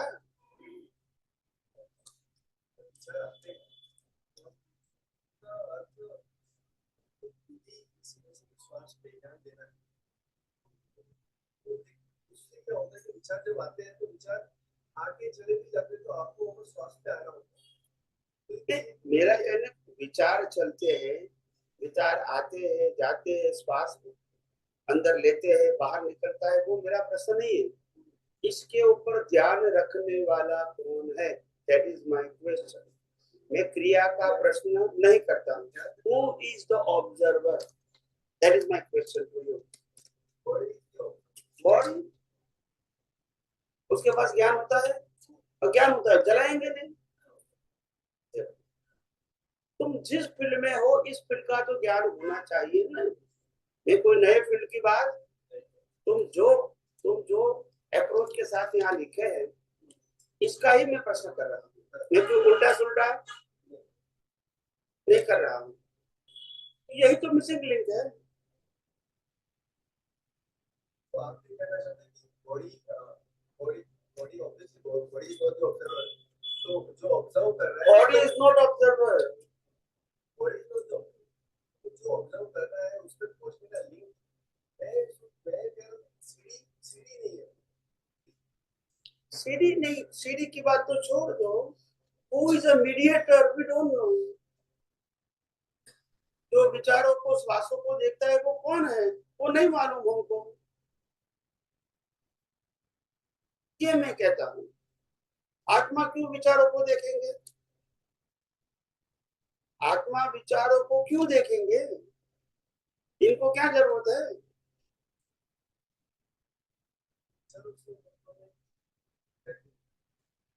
नहीं, मैं उत्तर तो दूंगा, उत्तर के लिए मेरे को तकलीफ नहीं है। मैं पहले आपसे पूछना चाहता हूँ, जैसे आप कहते हो शुद्धात्मा जैसे हमारे मंत्र है, शुद्धात्मा तो विचार ही है, इस विचार से हम निर्विचार अवस्था में कैसे पहुंचे? बताओ। पहली सिंपल बात समझो कि विचार करने वाला, विचार को जानने वाला और आत्मा तीनों चीज अलग है। First 3 part. कौन कितने पार्ट? पहला विचार करने वाला, वो मन है, ठीक है। विचारों को देखने जानने वाला प्रतिष्ठित आत्मा, और प्रतिष्ठित आत्मा आत्मा के प्रकाश में देखता जानता है और डिसाइड करता है कि मेरे को जुड़ना है या नहीं जुड़ना है। So the प्रतिष्ठित आत्मा have an independent power to attach or not to attach as per ज्ञान दर्शन। इनको जो ज्ञान दर्शन होगा उसके मुताबिक जो डिटेच या अटैच रहेगा, और जो मन है वो तो मैकेनिकल चलता ही रहेगा, तो वो तो डिस्चार्ज है। इसका कंट्रोल किसी के पास? तो मन का कंट्रोल करना वो पहले भ्रांति है, मगर मन से मुक्त रह सकते हैं। क्या रह सकते हैं? और मुक्त रहने वाला प्रतिष्ठित आत्मा। और प्रतिष्ठित आत्मा अगर मन से मुक्त रहना है तो मन को कुदरती रचना देखना पड़ेगा। रचना किसकी? कुदरत की। तो इसमें प्रतिष्ठित आत्मा को इसके ऊपर ओपिनियन देने की जरूरत नहीं रहेगी। When your प्रतिष्ठित आत्मा is observer of your mind, speech and action, then they are not responsible for any thought, speech and action. Now you understand? If observer, if they are attached as a doer, then they are responsible. Form, प्रतिष्ठित, and they create the new cause for the next birth. Body never create the cause, soul never create the cause. Only the Pratisthit Atma, they create the cause. Next birth, the same Pratisthit Atma is suffering. So circumstantial suffering is created by the law of nature as a body, as a circumstances, as a power. Everything is provided by the law of nature. And who is suffering? The same Pratisthit Atma. यहाँ जो प्रतिष्ठित आत्मा है उसको live कहेंगे, next birth में वो प्रतिष्ठित आत्मा डिस्चार्ज हो जाएगा। यहाँ चार्ज, यहाँ जो चार्ज करेगा वही डिस्चार्ज में भुगतान करेगा, कोई नया। और आज जो चार्ज करेगा वो नेक्स्ट बर्थ में भुगतान करेगा। साइकिल ऑफ री incarnation, cause and effect, cause and effect. और बॉडी तो कुदरत की है, इनका रिवर्स, सोल का रिवर्स, बॉडी का reverse. Now you understand that your ego, they create the new birth, and birth given by the law of nature as a physical form, as a circumstances, as a power of suffering. Everything provided by the law of nature.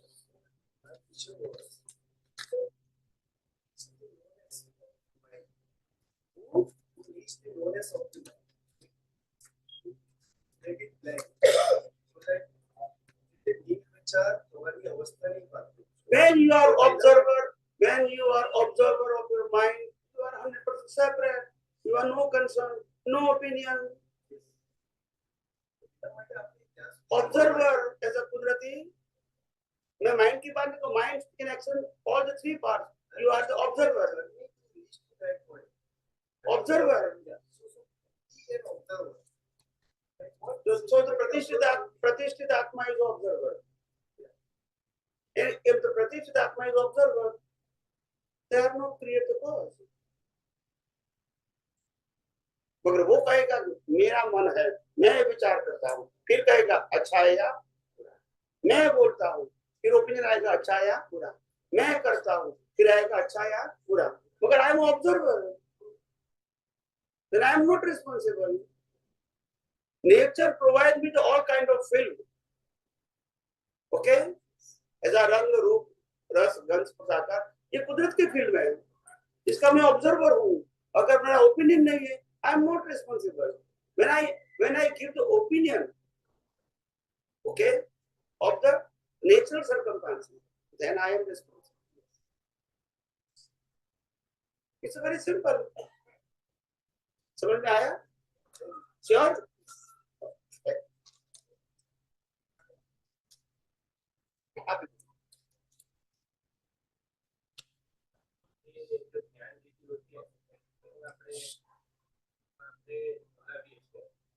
थोड़ा मोटो करो भाई।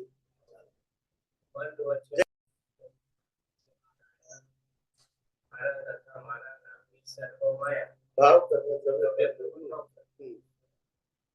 हे दादा भगवान आपना सुचरणों समर्पण करो। आ શું કહેવા માંગે છે? वो एक प्रकार की समर्पण भाव की प्रैक्टिस है, और प्रैक्टिस का ये प्रयोग है। क्या होता है प्रैक्टिस का ये प्रयोग? तो वहां से प्रैक्टिस के प्रयोग से वो शुरू होता है। क्या होता है? शुरू। तो हाँ, मगर अवेयरनेस नहीं है, तो ये तो आपको बीज के रूप में दिया गया। It is not your experience. एक दृष्टि के रूप में दिया गया कि तुम शुद्धात्मा हो, और शुद्धात्मा के अलावा सब कुछ तुम समर्पित कर दो। और हम कहते हैं कुदरती बातें की हुई है, समर्पित करने का मतलब भाव समर्पित, और कुदरत इतना देखने का मतलब कुदरत का ही है। मीनिंग तो एक ही हुआ ना। माया तो इसके साथ जुड़ी है ना, अगर नाम नहीं तो माया कैसे होगी? नाम और नाम की सर्व माया, मन वचन काया भाव कर्म द्रव्य कर्म नहीं करना। आप प्रकट परमात्मा स्वरूप प्रभु के सुचरणों में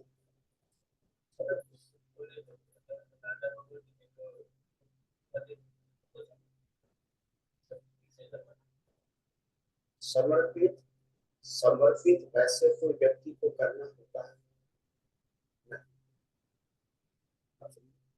व्यक्ति की हाजिरी में ये भाव समर्पित करने की प्रक्रिया, अनुभवी ज्ञानी पुरुष की हाजिरी में भाव समर्पित करने की प्रक्रिया है। मगर तुम व्यक्ति का नाम लगा दोगे तो फिर इंडिविजुअल हो जाएगा। वही ये कुदरत का है, और मैं समर्पित कर देता हूँ कि मेरा नहीं। और आज तक जो मैंने माना था वो आज मैं समर्पित करता हूँ कि आज मेरा सिर्फ प्रयोग है।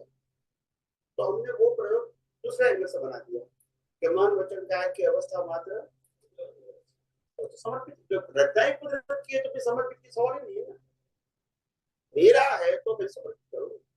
तो अगर मेरा है, मैंने किया है, मेरी सोच है, मेरी भाषा है, मेरा सफरिंग, यही तो निकालना है। और वो निकालने के लिए ये सब कुछ कुदरती रचना देखेंगे तो वो यस और नो, तो बात यही है। इसमें क्या हुआ, जब आप समर्पित करते हो कोई व्यक्ति को तो आपको ये लगता है कि ये व्यक्ति को मैं समर्पित करता हूँ, व्यक्ति को दे देता हूँ। आप समझे? मगर व्यक्ति की हाजिरी में व्यक्ति को, आप समझे? मैंने जो प्रयोग दिया आपको, क्या दिया कि मन वचन काया उनकी अवस्था और 5 इंद्रियों से अनुभव में आती समग्र सृष्टि कुदरती रचना है। जब कुदरती रचना है तो कौन किसको समर्पित करेंगे? तो ये समर्पित करने के बाद की जो अवस्था है, अनुभूति है, वो मैंने आपको डायरेक्ट बता दिया। आखिर मैं कोई भी चीज को समर्पित तब करूंगा जब मेरी है, मगर मेरी तो समर्पित करने के बाद तो मेरी है, मैं मालिक हूँ, मैं करता हूँ, मैं भोगता हूँ, वो निकालने के लिए कुदरती रचना अवस्था मात्र, बस आप समझे। तो मैंने कुदरती रचना के ऊपर भार दिया और यहाँ समर्पण करने में भार दिया, आप समझे। मगर समर्पण करने से समर्पित होता, क्योंकि मैं अवस्थाओं को कुदरती रचना देखना। अगर आपने नाम और नाम की सर्वमाया, भाव कर्म द्रव्य कर्म लोक कर्म सब आपने समर्पित कर दिया, ध्यान से सुनना, समर्पित कर दिया। फिर मनोवचन काय आ गया, नाम और नाम की माया आ गया, ठीक है, और भाव कर्म द्रव्य कर्म लोक कर्म ये भी आ गया एक्शन में। नो कर्म का डिस्चार्ज करना, समर्पित कर दिया। अभी कैसे मैं कहूंगा कि ये गलती मेरी है, बताइए, कैसे कहूंगा कि मैं प्रतिक्रमण करूंगा? जब समर्पित कर दिया तो यहाँ प्रिंसिपल सेट, मगर एक अच्छी भावना जरूर है, विज्ञान नहीं मगर अच्छी भावना, तो ये सब हर जगह पे। इसीलिए तो मैंने कहा कि ये प्रक्रिया है जो दादा भगवान के निमित्त से शुरू हुई, ये कोई रॉन्ग अप्रोच नहीं है। क्या बताया? अप्रोच रॉन्ग नहीं है, मगर इसके माध्यम से अगर आपको साइंस समझ में नहीं आया तो वो आपके लिए रिलेटिव सत्य है। क्या सत्य है? जो अन्य धर्म भी कहता है कि पाप का प्रायश्चित करो, आप नहीं करते, तो पुण्य का प्रायश्चित करने को नहीं बोलते ही नहीं, अन्य धर्म वाले भी नहीं करते। अगर पाप पुण्य दोनों ही अज्ञानता का फल है तो दोनों को मिटाना चाहिए ना। क्या सुन लो, हम तो कहते हैं कि आधार मिटाओगे आधार रखोगे, तो ऐसा कैसे चलेगा? तो ये साइंस नहीं है, मगर शुभ आशय जरूर, कम से कम पाप मिटाने की बात है, वो भी गलत नहीं है, वो अच्छी बात है, प्राकृतिक डेवलपमेंट के लिए, प्राकृतिक डेवलपमेंट, अच्छे संयोग के लिए, वो हम एक्सेप्ट करते हैं। साइंस नहीं, science is connected with the separation, no correction, no exercise. Science is subject of art of.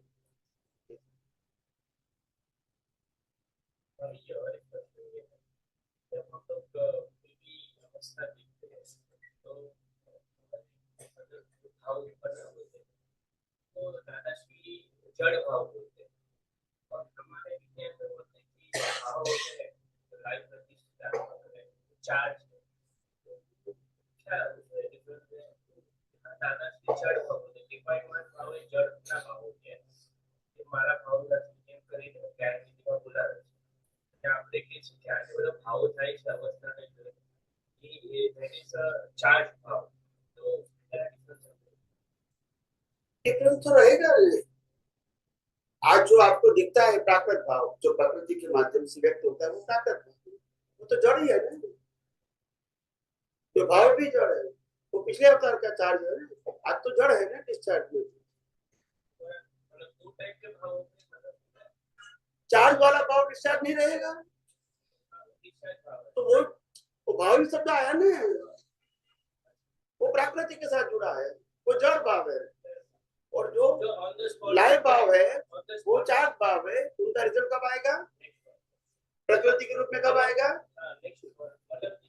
ये प्राकृत भाव जो है प्रकृति के साथ जुड़ा हुआ, वो जड़ भाव। आज जो बीज डालते हैं उनके मुताबिक प्रकृति आपको नेक्स्ट प्रतिनिधि देता, वो जड़ हो जाएगा। मतलब जो ऑन द स्पॉट जो मुझे भाव उत्पन्न होते हैं उसको जो बोलते हैं उसको लिपायमान जड़ भाव, और उसके उसमें लिपायमान नहीं होना है, वो प्राकृत भाव है, जड़ भाव है, विनाशी है, मैकेनिकल है, समझ में आ गया? मैकेनिकल है, और उसमें मैं जो मेरे साथ से जैसे जो एक्सीडेंट हो गया तो हम लोग कहते हैं ना कि सही है गलत है, वो ऑन द स्पॉट होता है, और फिर उसमें हम विज्ञान की दृष्टि का उपयोग करते हैं और विजन करेक्ट करते हैं, वो हमारा हम डिस्चार्ज को करेक्ट नहीं कर सकते, हम लाइव पार्ट को करेक्ट कर सकते हैं। Mechanical part is control and govern by law of, उसमें तो हम कुछ नहीं कर सकते। राम को युद्ध करना है तो करना ही है, कृष्ण भगवान को महाभारत करवाना है तो करवाना ही है, इसमें क्या कर सकते हैं। हम लोग प्राकृतिक भाव जड़ भाग है। तो विकेट को सेट किया वो टाइम पे, तो हमारा जो धर्मबंधन अदरवाइज हो रहा था, तो जिसमें हम लोग डिफाइनमेंट नहीं हुए और हम लोग उससे अलग रहे और वो विजन को करेक्ट किया, तो that is our real effort, बराबर। यस, इसीलिए तो का separation is a subject of spiritual science, correction is not subject of spiritual science. यहाँ करेक्शन नहीं, सेपरेशन। सेपरेशन का मतलब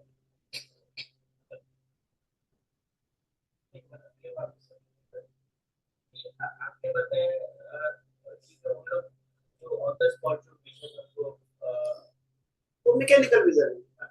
हाँ, तो वो हुआ तभी हम सेपरेट नहीं रहे। हाँ, तो चार्ज होगा, इसलिए मैंने कहा सेपरेशन।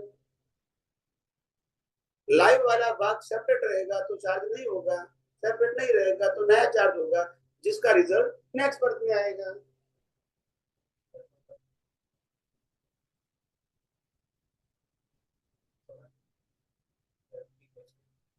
आज आज आप कर्म चार्ज करेंगे, रिजल्ट कब आएगा?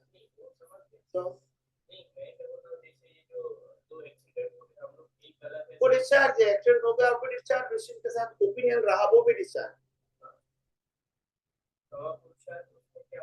कोई नहीं, लाइव वाला भाग उसको ऑब्जर्व कर रहे हैं तो कोई ओपिनियन की जरूरत नहीं, लाइव ओपिनियन की।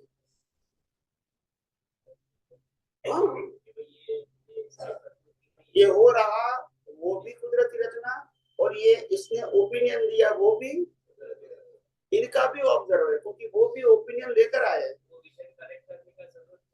कुदरती रचना देखा तो शुद्ध हो गया, no opinion, is a pure vision. Opinion is a relative vision. Pure का मतलब और क्या है? As it is. इम्प्योर का मतलब क्या है? Your view point, whatever. फिर प्योर कैसे कहेंगे? आपका विजन है वो सबका विजन, नो ओपिनियन, ऑब्जर्वर। तो सेट करना पड़ता है ना हमारा, वही तो प्रैक्टिस है। ये दुनिया में 5 इंद्रियों से जो कुछ भी अनुभव में आता है, ये सब कुदरती रचना है, हमको तो देखना है। कुदरती रचना बनाने का नहीं है, फिर क्या तकलीफ है? It is art of vision. ये कोई एक्सरसाइज, तो बार बार यही बात आएगी।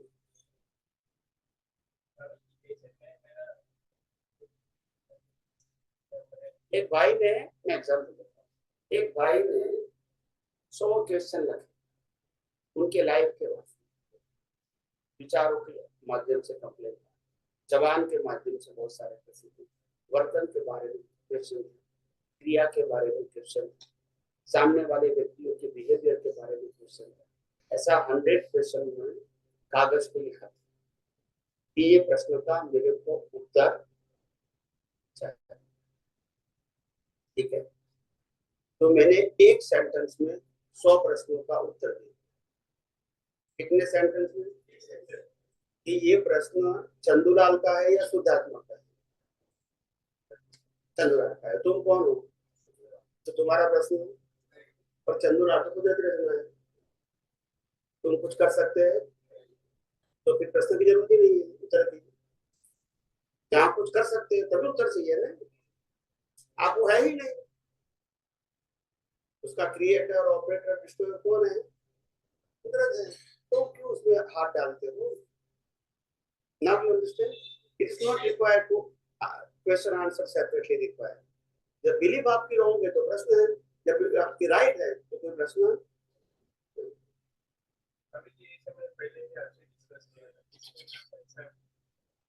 ले लिया है, तो उससे मुझे मेरे फाइनेंशियली मेरे को कोई इम्पैक्ट नहीं, लेकिन उसके उसके विचार आ रहे हैं उसके नेगेटिव, वो जो चल रहा है वो उधर भी अच्छा नहीं दिखता है। देखने का बस दिखता नहीं, वो हमारी गलती है। पैसा नहीं आता है वो भी देखने का, और पैसे से हमारी नींद खराब होती है वो भी देखने का। उसको कहते हैं सफरिंग। क्या बोलते हैं? आप समझे ना, कोई लोग कहते हैं कि बहुत पैसा होता है तो बहुत सुख मिलता है, फिर किसी को दे दो और नींद खराब करो, पैसा भी नहीं खराब करो, क्योंकि एक्सेस मनी। जो नेसेसिटी होती है ना वो कभी नींद खराब नहीं करेगी। नेसेसिटी ज्यादा होगा तभी तकलीफ होगी। 3 कैटेगरी के लोग होते हैं। एक व्यक्ति के पास नेसेसिटी है, खाना पीना रोटी कपड़ा मकान, ठीक है। दूसरे के पास और ज्यादा पैसा है तो उनको फैसिलिटी मिलेगी, नेसेसिटी प्लस। इससे ज्यादा पैसा है तो लग्जरी मिलेगी। क्या मिलेगी? बस ये जो ज्यादा आ रहा है क्योंकि है ना उसमें रिप्रेजेंटेशन और वो करके गलत बात बोल के पैसे लिए और वो नहीं आ रहा है इसके लिए वो कि अपने को बेवकूफ बनाया ऐसा करके वो उसके लिए ये सब ज्यादा हो रहा है। तो ये दुनिया में अब पैदा हुए हैं ना, वो हमारी बेवकूफी से ही हुए हैं। कोई है नहीं कि भी मानने का कि मेरा है। हम पैदा हुए तो माँ बाप को मानना है, हमने तो पैदा किया नहीं। भाई बहन को मानने का हमने तो पैदा किया नहीं। चाचा मामा भाई बाप को मानना हमने तो पैदा किया नहीं। बोलते नहीं है जो गाँव है वो हमारा है, मानना है, पैदा तो किया नहीं हमने, मानना ही तो है। यही तो तकलीफ है। कुछ भी नहीं हमारा है, और जिसका है वो भी हमारा। पैदा हुए वही तो बेवकूफी के शिकार हुए हम।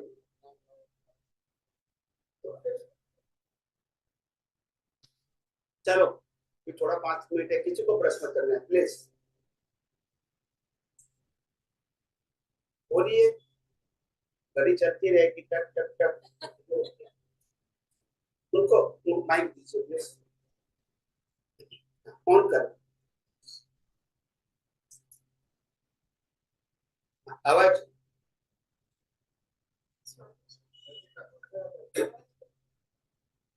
हम जैसे जैसे आगे जाते हैं सब हमें मीनिंग नहीं रखते फिर। तो फिर पर हम अभी संसार में रह रहे तो प्रश्न ये है तो पैसा कमाना चाहिए नहीं कमाना चाहिए, डबल माइंड डिलेमा आता है। तो पैसा नहीं कमाए तो कोई पूछेगा नहीं, पैसा कमाए तो हम अध्यात्म से दूर हो रहे, ऐसा लगता है कि हम क्यों जी रहे हैं। Are we living to our money? But this is not.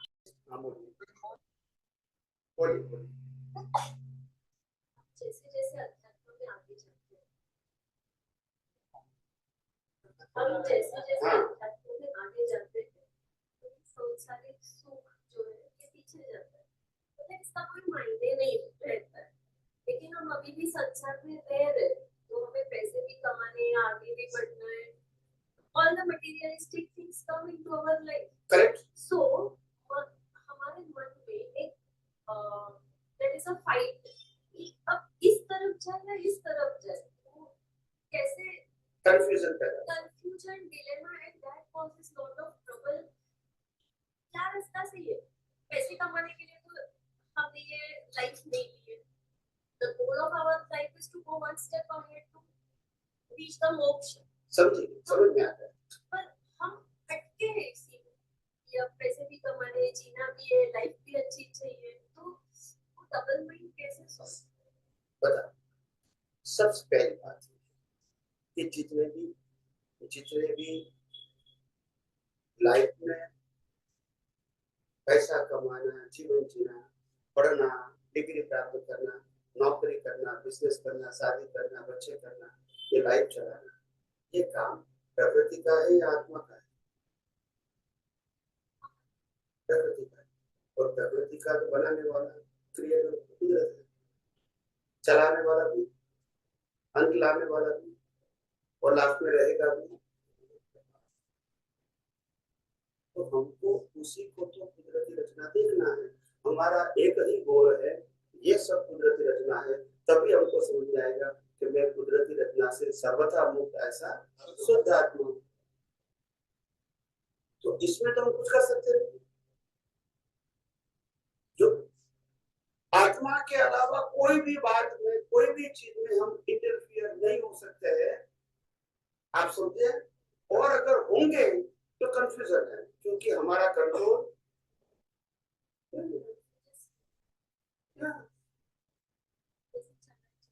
जो चल रहा है उसको सिर्फ कुदरती रचना देखो विदाउट ओपिनियन, क्योंकि ये मेरा सब्जेक्ट और मेरे लिए का भी सब्जेक्ट। तो फिर क्यों डीप में जाते हैं? पैसा कमाते तो कमाने दो, यूज करता है तो करने दो, नहीं यूज करता है तो नहीं करने दो। मगर हम इनको प्रकृति का सब्जेक्ट, हमारा सब्जेक्ट क्यों बनाएंगे? अगर मालूम है कि हम प्रकृति नहीं है, प्रकृति को चलाने वाले नहीं है, तो इनको हम सब्जेक्ट क्यों बनाते हैं? इनको प्रश्न हो सकता है, हम काम मना करते हैं, इनको दिक्कत आ सकती है, इनको सफरिंग आ सकता है, हम मानते हैं, मना नहीं करते। मगर ये हम नहीं है, तो फिर इनका पजल हमारा पजल नहीं होना चाहिए। हम इसके ऑब्जर्वर है। क्या है? सफरर, ये सफरर है और हम, और अगर ऑब्जर्वर सफरर बन गया, इसका नाम है अज्ञान, इसका नाम है सामीप्य भाव, जुड़ गए, सेपरेशन। हाँ, जो आप है और आपका है, आप चेतन है, अविनाशी है, अनंत ज्ञान, अनंत दर्शन, अनंत सुख वाले, आप इसमें रहो। और जो प्रकृति का है उसको कुदरत का देखो, जैसी भी है, वो आपका सब्जेक्ट नहीं, और वो आपकी गलती भी, ये प्रतिष्ठित आत्मा की गलती थी पिछले अवतार में, इसीलिए जन्म मिला। अभी आज प्रतिष्ठित आत्मा कहेंगे नहीं मैं तो शुद्ध आत्मा हूँ, ये कुदरती रचना है, तो गलती नहीं है, तो नए कर्म। बस इसमें प्रकृति क्या करती है, क्या करना चाहिए, क्या नहीं करना चाहिए, वो सब्जेक्ट, कितना कमाना है, कम कमाना है, ज्यादा, सब्जेक्ट नहीं आएगा। ये तो सब्जेक्ट ही इसका है और हम ये नहीं है। क्लियर?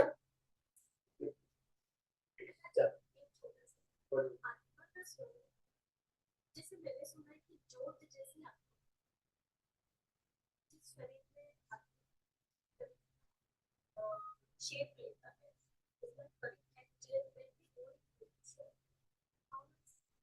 हाउ इज द स्वरूप ऑफ आवर आत्मा? ज्योत जैसी होती है, उसका शेप क्या होता है?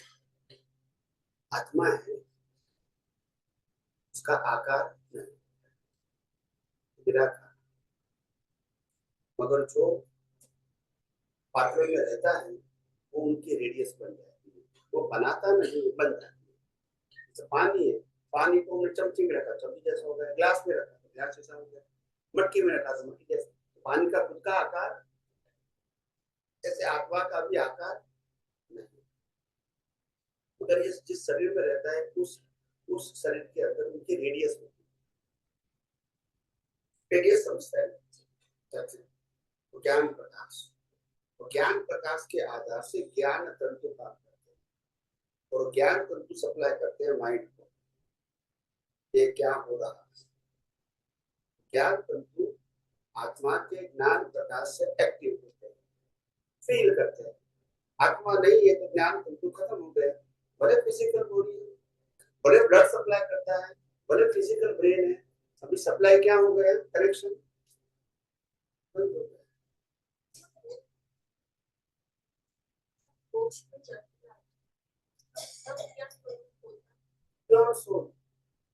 नो मॉलिक्यूलस, वो ज्ञान प्रकाश स्वरूप है, स्व पर प्रकाश उनका स्वभाव है, परमानेंट। खुद प्रकाश देते हैं और ब्रह्मांड को प्रकाशित कर सकता है। अगर शरीर में है तो शरीर को प्रकाशित कर सकता है, और शरीर में से बाहर निकल गया तो ब्रह्मांड को प्रकाशित करता है। इसको केवल यूनिवर्सल।